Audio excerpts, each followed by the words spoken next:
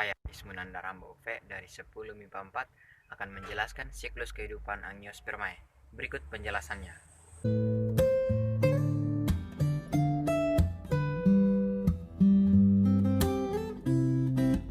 Sporofit yang dewasa adalah fase utama dari siklus kehidupan Angiospermae. Tiap serbuk sari terdapat dua sel. Yang pertama sel generatif yang akan terbagi menjadi dua sel sperma. Sel kedua yaitu tabung sari yang akan menghasilkan tabung sari. Gambar berikut adalah siklus kehidupan dari Angiospermae. Ini adalah ovul. Ovul adalah ovari yang berada di dalam rahim dari putik. Ovul mengandung megasporangium yang terlindungi oleh dua lapisan integumen dan juga dinding dari rahim. Serta di tiap-tiap megasporangium terdapat megasporosit yang akan mengalami meiosis dan menghasilkan 4 megaspora. 3 diantaranya lebih kecil dan yang satu paling besar. Dan hanya 1 megaspora yang paling besar yang dapat bertahan hidup. Dan nantinya akan menghasilkan gametofit betina. Atau disebut sebagai kantung embrio. Kemudian megaspora ini akan terbelah 3 kali untuk menghasilkan fase 8 sel. 4 dari 8 sel ini bermigrasi ke tiap-tiap lubang dari kantung embrio. 2 menjadi ekuator sinergit dan akhirnya akan bersatu dan membentuk nukleus polar 2N. Serta 3 sel akan keluar dari telur untuk membentuk antipodal dan 2 sel yang paling dekat akan membentuk sinergit. Ini adalah yang dewasa.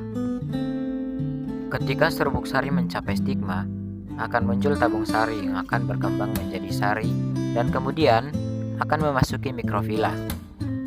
Ini adalah pembukaan integumen dari ovul dan 2 sel sperma yang akan masuk ke sel embrio.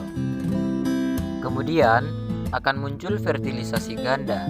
Jadi 1 sperma dan 1 telur akan menjadi satu dan membentuk zigot diploid yang merupakan embrio di masa depan.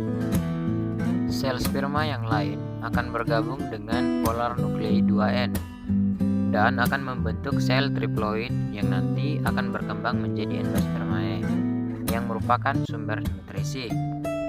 Jadi, perbedaan dari jumlah daun-daun embrionik itu berdasarkan dari dasar pembentukan 2 grup utama Angiospermae, yaitu monokotil atau dikotil. Dan zigot nantinya akan berkembang menjadi embrio dengan radikal atau akar kecil dan 1 monokotil atau 2 yaitu dikotil. Jadi bisa monokotil atau dikotil.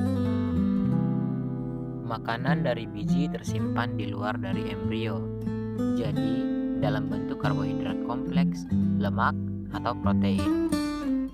Kotiledonnya ini berfungsi sebagai konduit atau tempat untuk transmisi makanan-makanan yang sudah diuraikan dan disimpan di dalam tempat penyimpanan tersendiri. Ovarium akan berkembang menjadi buah yang melindungi biji dan membantu pemencarannya. Biji yang terletak di tempat yang sesuai akan tumbuh menjadi tanaman atau sporofit baru dan siklus Angiospermae ini akan terus berulang.